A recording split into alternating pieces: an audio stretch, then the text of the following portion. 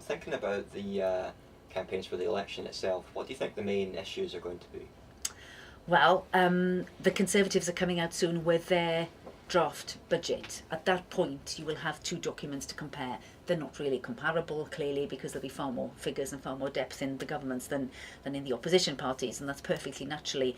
But at least there will be dividing lines. There will be principles there that people can decide, what they think of what's going on. The same goes for the other parties. Pretty soon, people will be coming out and saying clearly where they would cut and where they would not, and in order to defend this, what's going to have to go. So there'll be clear, arguments around policy differences, which I think people will really enjoy and engage with, because what you hear all the time is, oh, they're all the same and it doesn't matter who I vote for. I think on that front, the other thing is that where there is a feeling that this coalition, the present coalition, might survive because it seems the most likely option, and both parties, Plaid and Labour, seem quite relaxed about each other and working with each other, they are extraordinarily careful. I heard the First Minister the other day not to give the impression that no matter how you vote, that's what's going to happen anyway.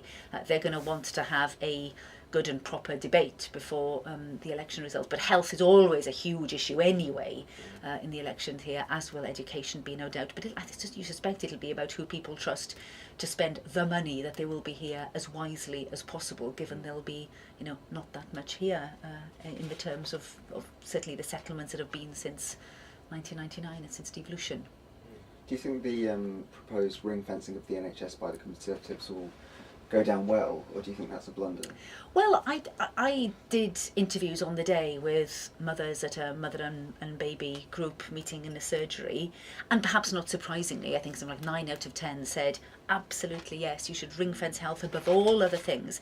I think it's a really popular message. Although then you have to clearly go on and explain, well, where you would cut then. And then suddenly it's a little less popular when you say, well, actually, we will find out. We don't know yet where they're going to cut. But clearly that's where the unpopular message is going to have to be. You can't have one without the other.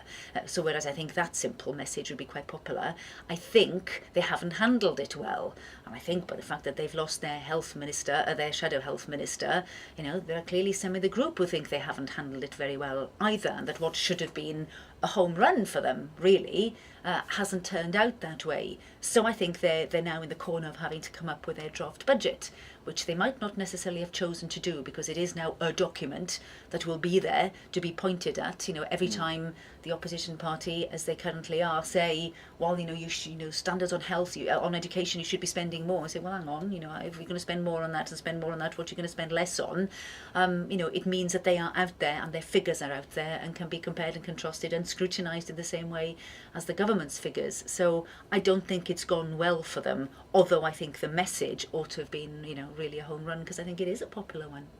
Yeah.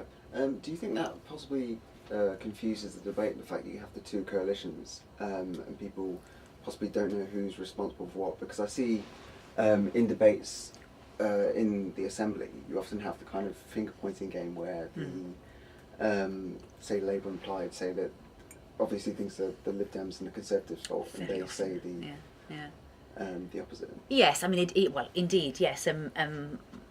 It certainly allows Labour and Plaid ministers and their backbenchers to say, well, hardly our fault is it, because you lot have made a decision down there and now this is the amount of money we have. I mean, that argument goes a certain way, certainly doesn't go all the way, does it? And, the Conservatives and the Liberal Democrats here certainly ought to be landing punches on, well, let's see what you do with the money now. And I think you did see the coalition. I think you're absolutely right. There was an awful lot of that going on. There is still a lot of that going on.